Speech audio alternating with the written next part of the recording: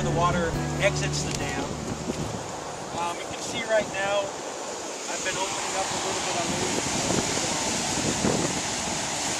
Yes, if everything is going smoothly, we've got just under 300 cubic feet per second coming out of the dam right now. That's still pretty low. Our goal for today is to get it up to 500.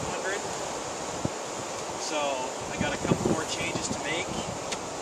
One thing I'll mention is, we're under guidelines for what we're allowed to do in changing gates.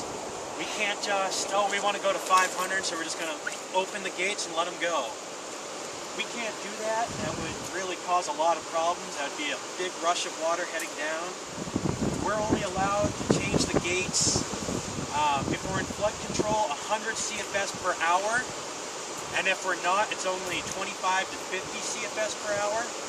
So right now, since we're flood control, every hour I can bump the gates up and let out another 100 CFS of water. Cubic feet per second. What are we looking at now? This is about 300 right now. And the goal for today is to get it up to 500. Now the channel capacity here for the Ashwila is 1,250 cubic feet per second, which is a lot of water. And you saw that in 2005? We saw that in just about 2005. And over here on this side, 1987, the water gets high enough, which the maximum pool level for this dam is 65 feet. Anything over 65 feet is going over that lip. Now all this does is the water comes through this channel and just kicks out down this way. The bad part about that is, obviously since it's bypassing the dam, there's no way to control that flow. So in 1987, when we had that spillway, while I said the channel capacity is 1,250, we had 2,250 coming through there with that spillway release. So in that 1987, there was flood damage from that spillway release. However, if you compare that to the 65 feet of water that's still being held back, that's still significantly less damage that would have been there had this dam not been here. So the Corps of Engineers is working closely with a lot of local organizations and different groups to help work on really taking down a lot of those dams. And in fact, this last summer, there was actually just another dam was just removed.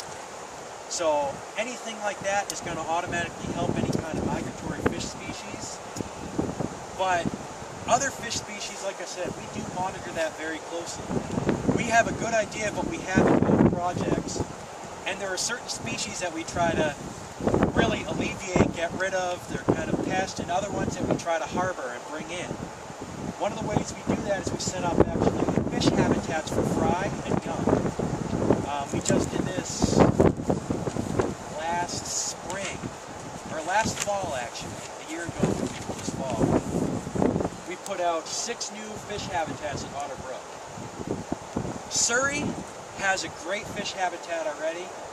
I don't know if any of you guys saw the paper. A couple weeks ago, a guy was out fishing over here, caught an 8-pound bass.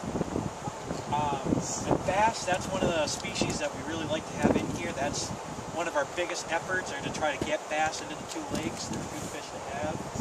Whereas pickerel and perch, those are the fish that we kind of try to alleviate, which is why, working again with a local organization, every winter we have a ice fishing derby out here on Surrey.